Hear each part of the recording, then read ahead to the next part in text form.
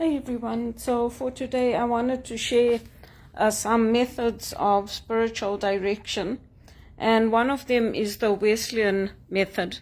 So I'm not a practicing spiritual director. The church has not helped me to get into giving retreats, and I reached out to quite a few places. So the last 6 years since I've been working, I have not given any retreats. I've not guided retreats. I don't take anyone for spiritual direction. I've taken a few people for massage, for the aromatherapy massage, and I've had a few people for that, but I don't practice as a spiritual director. So I'm looking for a corporate job, and that part of my life is effectively over. I'm not even helping in the church anymore, because after I made that one mistake, they never put me back on the roster. So I'm like, you know what, I can still go to church, I can still receive the Eucharist, and the priests make mistakes all the time. So, to me, it's like, whatever, God will open up the next opportunity of where He wants me to be. But just to focus on this so I can pass the skills on to others, the Wesleyan method has come through the Anglican Church. And so basically what it does is it looks at how you can take the individual things that we are doing and turn them into corporate actions. And that's where this whole notion came from about aid not being about charity, about aid being about justice, international development work, and all the things that I used to do with the One campaign. Because there's historical injustices that have occurred in society and in families that need to be corrected. But what's happening with me is the opposite. I'm helping others, and they say as you help others, you're supposed to rise, you're supposed to come up. What's happening with me is I'm helping others and I'm being pushed down into poverty. So that's one of the reasons I stopped doing it, because the African leaders now have everything they need. They've got the African Development Bank. That's number one. They've got the African Development Bank. They've got their governance. They've got their own aid agencies in place. And that historical justice, from my point of view, has been corrected. Because it's not fair that those of us who got kicked out of Africa and had to come here are being pushed into poverty and are being treated like prostitutes, are being treated like we're not worthy of helping in the church, of being in positions of authority, of earning good salaries, because that's what's happening. And it's not only happening to me, it's happening to my black friends, it's happening to people I know who came here 20 years ago, and we're not getting the breaks that we should. So that's one of the reasons many of us are pulling back. And also with the One campaign, it's a totally different campaign now. And Bono's supporting what they're doing, and many of us who started with him are not. Because we joined that One campaign to support him and Ali and what they were doing in Africa. And without his voice, I don't see the point of being there. I really don't. I'm not going to support Ndidi and her voice and what she wants to do, because it doesn't make sense to me. I was never in the One campaign to be told what to do. We were the ones that drove it. We were the ones who drove the agenda, who drove what we were doing, who drove what the initiatives were, the volunteers. And now it's a top-down approach. And I'm not there. Like the things they're giving us to do, it's like for high school children. Oh, we want to test your research skills. This is what Najiba and the other lady are doing. And when they come, they're full of makeup, and it's like, you know what? This is not what this One campaign was about. So I just decided, you know what, it's time to quit, because I don't want to go to meetings and get upset. I don't want to be sitting at meetings and be crying. And like when we went to that thing, when they did the launch here, They did the launch, we all went. And then when they told us, oh, Bono's voice is not going to be involved in this, we're moving away from the big concerts, we're moving away from Bono's voice coming through. And then they had all this, like a murmur of birds, and birds coming together and women running, and it was a woman's voice. And I was like, okay, this is completely different to what this one campaign started out to be. And it's not about justice anymore. It's not about our voices coming through and us also being lifted up through what we're doing. Because we were appointed to be parliamentary riding leaders. We were appointed to go and meet with our MPs and talk to them and set up meetings with them. We were not appointed there to say, okay, this is your homework. Oh, do this. We're giving you 5 minutes to test your research skills. Most of us who are there are master's degrees qualified. We have life experience. So I was like, you know what, they should get high school children to do this. Because if you want to test people's research skills and, do things like that, it's not for me. So I just left it. I thought, you know what, don't even bother. And then Najiba was telling everybody Bono loves me. So I was like, you know what, this is embarrassing. It was embarrassing for me. Then she's asking me, oh, do you want me to let me know if you want a reference or if you need us to send a letter to Bono. I said to her, no, thank you. Whatever I need to do, I'll address with Bono directly. I don't need you to send me a letter. And if I need a reference from you, I'll let you know. So, to me, it's a completely different team. It's a completely different approach. And if that's what Bono wants them to do, that's fine. I just won't be part of it. Because we were all empowered in the one campaign. We were given the tools, we were sent kits, we were sent stickers and, tote bags. Well, they didn't send the tote bags, they were supposed to, but we were sent the t-shirts and everything. And it just it went dead. And then eventually when they did get it going, they sent 5 t-shirts. I was like, okay, you know what? You need to leave this thing. This thing is not working out for you. And the cherry on the cake was that photo you took with Ndidi. I was like, you need to leave. So I'm not planning to go back. And Bono's in a different space. His tickets are unaffordable now. I mean, when I went to see him here in Toronto at one of the concerts. But now you can't afford these tickets. These tickets are like 3,000, 4,000, 10,000. I'm like, okay, this guy started out dirt poor, just like me. And this being in this one campaign was supposed to be a way for us, the volunteers, to also get to know the politicians, to go out to their events, to get introduced to people, and from there to get into good paid jobs. And that's not what has happened. The opposite has happened. So I was like, forget it. If you're not appreciated and people are not opening doors for you and everybody else is getting the opportunities, you might as well leave. It's not just hurting me, it's hurting the priests, it's hurting the people that train me, it's hurting the economy, because we don't just give that aid and do justice and do all that just to lift other people up. Our lives are also supposed to come up. We were selected. Those of us who were on that one campaign didn't have to apply for it. We were selected by Bono and his leadership team to represent him here.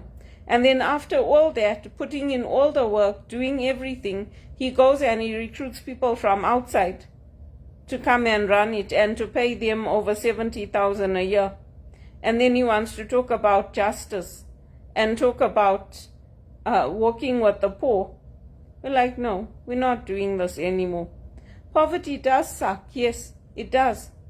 And those of us who are being driven into poverty here in Canada are not willing to support people like Najiba and Elaine and all these people who are running it, because they are sitting pretty. They're getting the opportunities to go to meet the politicians, to train others, to help others. They're getting the money coming in. So many, even some of the ladies that came to that launch, they're like, we're not coming back. And they said to me, you staying here. I said, well, I'm going to give it a year and I'll see. They're like, this is not good. And they went, they never came back. So at least I gave it a year. That's all I can say. So this Wesleyan method of spiritual direction, it resulted in some of the church's most fruitful movements. So the movements come out of that spiritual direction.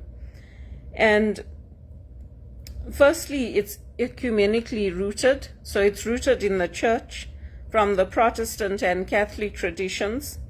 And secondly, it discloses spiritual direction as the central reason for the church's existence. So if there's no spiritual direction, if there's no listening to what is the Spirit saying to you, where is God calling you in all of this? Are you at peace with the decisions that you're making in all of this? Then there is no church. There is no church. And I can tell you now the church is fragmented, especially this Catholic Church, because they're pontificating. They're basically saying, we have decided to put a Muslim prayer room in the library. And do your Catholic following agree with what you're doing? No, we don't. Do you care? No, you don't. So, what kind of church is that? Pope Francis, before he died, implemented this synod of listening. They're not listening. They don't care. They're going to carry on making it a house of Babel. So to go back to this method of spiritual direction, it looks at three things. So first of all, you're looking at your growth as grace. So looking at growth is coming through the grace of God. And that's the goal of Christian existence. And then corporate spiritual direction is a central means to growth.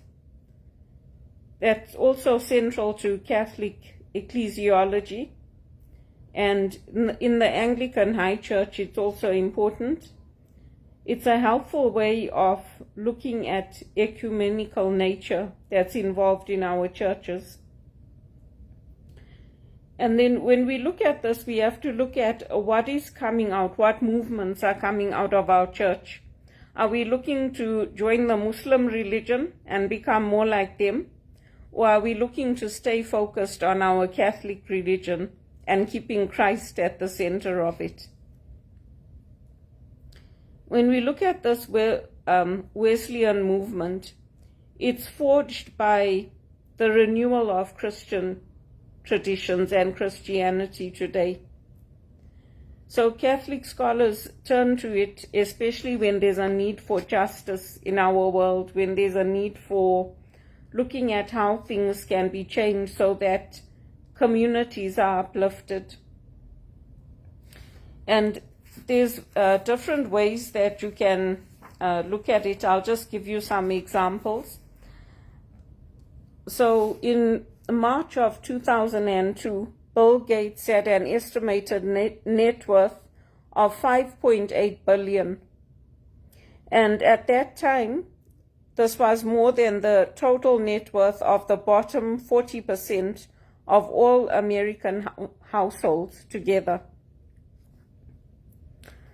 In 1999, an estimated 61% of Americans was overweight or obese. In the United States, 1% of Americans hold above 90% of the nation's wealth. Since the mid-70s, the income of the richest fifth of Americans has grown by 38%, while that of the poorest fifth has fallen by 12%. So the gap between rich and poor is greater than ever before. In 2000, more than 31 million Americans were living below the poverty level. Of this number, over 11 million were children. In the United States, at the end of June 2001, over 1.9 million people were in prison. The overwhelming majority of prisoners was from ethnic minorities and the lower socio-economic class. So that's why when we look at what spiritual direction is about, it's about mercy and justice. So when we look at acts of mercy, we focus on individuals, what we do individually. It has to be voluntary, because acts of justice are looking at systems and consequences. When we look at acts of mercy, we look at complementary resources and supplemental opportunities. When we look at acts of justice, we're looking at legislation. So what has to come in through the law? We're looking at boycotts, we're looking at strikes, we're looking at nonviolent resistance.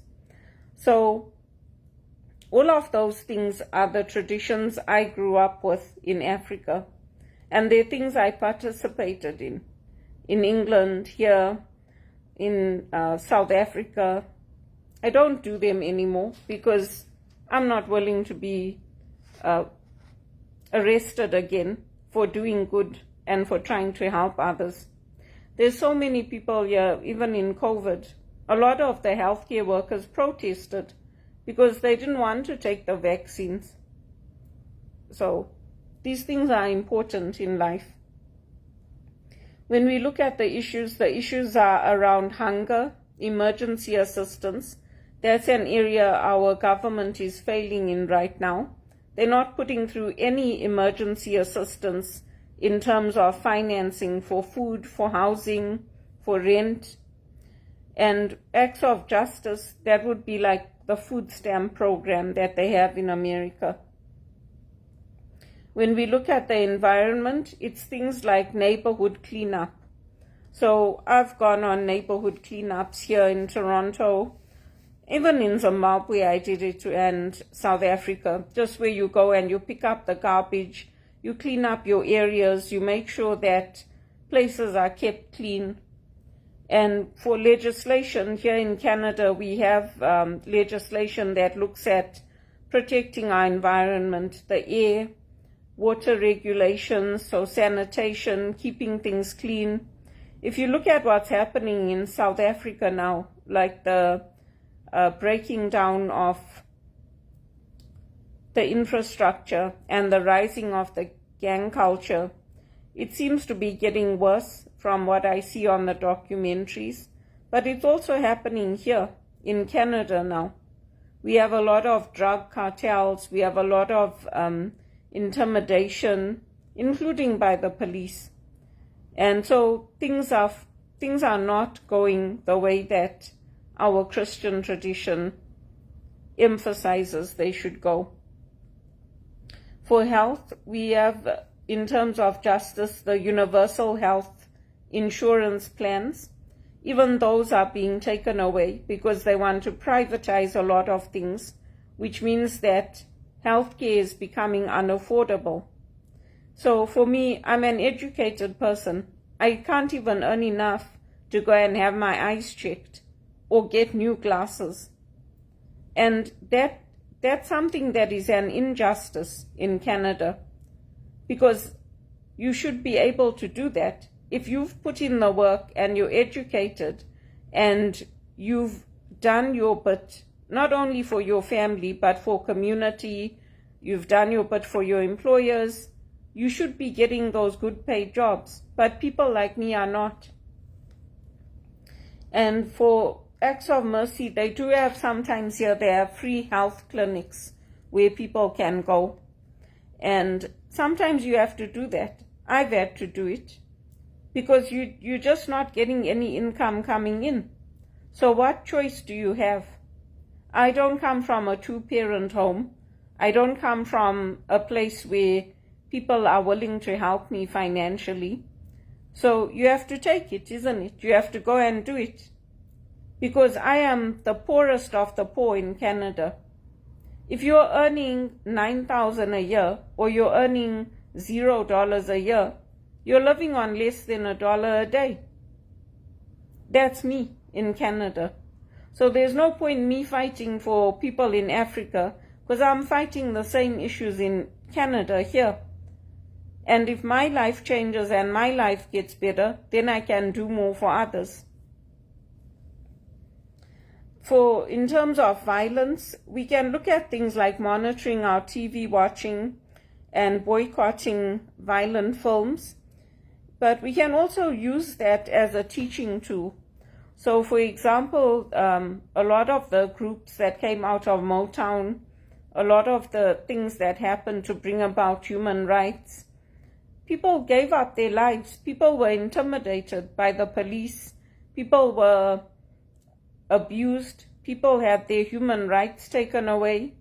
And even here in Canada, when the police came up here to my apartment and they told me, oh, we didn't sign in at the front door, I was shocked. I didn't say anything to them because by law, that's what they have to do. They have to sign in at the front desk before they come up. They shouldn't just be coming up to people's apartments, whether it's mine or somebody else's, because that's a form of intimidation. And then education, acts of mercy, we can look at tutoring, and acts of justice, we can look at how some people have a head start. So if you're born here, if you're born in a first world country, you already have a head start, because your access to systems, to education, to programs, it's already going to be much better than it was for somebody like me who came here from Zimbabwe. Because the Western countries have an attitude of entitlement. They colonized, they went in, they took lands, they took systems, and they made it their own. Yet when you come here, people like me get told, oh, you have an attitude of entitlement. And this is coming from white women. It's a joke. And for race, you can look at organizing things like dinners of 10 and for justice, affirmative action. So that affirmative action is only becoming more prominent now because people are pushing back and people are asking for it. But you can see how spiritual direction, the art of listening to God, it comes through in our daily lives. It's not something far removed. It's not something that's, distant from us. And that's why I gave my own personal examples of how I'm not being invited to use my spiritual direction skills, to lead things, to be paid what I'm worth. And that's why I'm saying I'm not a spiritual director anymore, because it's too long. I graduated in 2011, and since then I have been trying to get opportunities to help, to give retreats, to get positions in the church, to get support even from Roger Federer. I didn't get the support I wanted from him. So my mother sent me a picture. He met my cousin Ricardo Noguero. That's good for Ricky. I'm happy for him. It's got nothing to do with me. So I kept in touch with Roger for a long time through social media, and then he had asked me about leading something for him, which I was open to, but it didn't work out. So obviously I need to look at where's the next step, what is next, where can I get involved next, and be open to that. And that is how spiritual direction works. It's what am I being open to? Where is the Lord calling me? Where I can use my gifts, my talents, my skills, and earn a decent living and be able to provide for myself. Because in providing for myself, I'm benefiting society. I'm benefiting the community. Because I don't want somebody to come here and look after me.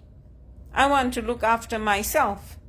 Yes, it's good when people visit and when they spend time and all that, but I don't want to be put into a home. I don't want to be living in Sunnybrook. I want to be earning a good living, using my executive skills, my executive education, the experience I have from Canada, from England. I've traveled. When I was in England, I was there with nobody. I was on my own. And I made the most of it. I found out about all the day trips. I went to Stonehenge. I went to Bath. I went to the Cotswolds. I used to go into London and go see the galleries, the art galleries. I went to the aquarium because I was earning very little. But when you go to the things, you find out where are the discounts, where are the half days. They had tickets for the theater that they used to sell at half price. If you go just before the show starts and the theater is not sold out, they sell the tickets at half price. They don't do that here. So for me, England was more focused on the people, focused on lifting up the people. North America is only focused on the profit. And as a result, our communities are failing. They're failing us. So I thought I would share that for you because it gives you an idea of how acts of justice and acts of mercy tie together. And also, like when I met with Marco Mendocino, he's a lawyer. So you can imagine, I mean, I'm just an ordinary person. It was intimidating to go and meet with him and present the issues of the One campaign. And they were supposed to help us because they're supposed to tell us, like, okay, this is what we can do. This is how we work together, because they were the ones who met with Bono. But they didn't do that. They were very, very hard on us. So, it's a learning curve. And then it gets easier for the next lot that comes up that has to do it. But many people said we don't want to meet with the MPs anymore because they were so hard on us. It's very different to America. In America, they get a lot of support. And, the MPs actually drive it because Bono was the founder. But here, it was very hard. So, you live and you learn. But I mean, my education is not wasted because I'll always be able to use it in my life and in what I'm doing. It's sad for Damien Howard because the whole point of him bringing me in to do my training and telling me come to Toronto, go to Toronto and study there and train there was so that I would be able to teach others. And that hasn't happened. And the way this country is going, it's probably not going to happen. So I'm looking for other ways that I can do it. I'm also using the social media as a way to do it. And I kept all my textbooks, I kept all my papers, I kept everything because I loved it. I enjoyed it very much. But it's very difficult over here. And the word gets out, like when Regis College has things, even if it's a private thing, sometimes they have to tell people, this is a private thing, you can't come. Because when we go there, it's like, oh, the word gets out and then everybody, Jing Bang and Harry wants to come. And that's not the point of it. We worked to build up those relationships, to study, to graduate. So people should respect that. But they don't. It's like, oh, we can all do it. Anybody can do it. Everybody can do it. And what about us? What about the work we put in? What about the dues we paid? What about the time we put in for our colleges? We also want to have that little bit of special treatment. We also want to know that our lives made a difference. We also want to know that we are valued, not to be pushed into poverty. And the poverty report for Canada showed it. Women, especially single women, are being hit the hardest by poverty in Canada. And I'm a prime example of it. I'm in the prime years of my life, and what am I earning? Nothing. So, no, I'm not a spiritual director anymore. And I'm not taking people because everybody wants everything for free. And then how am I supposed to live? I stopped taking people. After I lost my property, I stopped. Because everybody expects me to do it on my own. and to be financially independent and to help and to volunteer and to help people integrate into Canada and to help with aid for Africa, but nobody helps me. So I stopped. I stopped everything. And I want to see my life change. I want to see that income coming in for me. And I want to see Bono's love in action. There's no point him going around telling all his directors and everybody that he loves me. He sends a message to the church saying we're not together anymore. Then he's telling everybody he loves me. He must make up his mind. I'm moving forward with my life, with or without him. I'm not supporting Najiba and all of them on that one campaign. And she's pushing for her religion too. She's pushing for the Muslim religion, just like I'm pushing for the Christian religion. Bono started that campaign under a Christian umbrella. And that's another reason I left. The religions are completely different. They're completely different. And as for our church and what it's doing, building Muslim prayer rooms in our Vatican, oh, I feel sorry for you. That's all I can say. You should talk to Our Lady about it. Ask her if she likes it. I don't think she does. Pope Leo.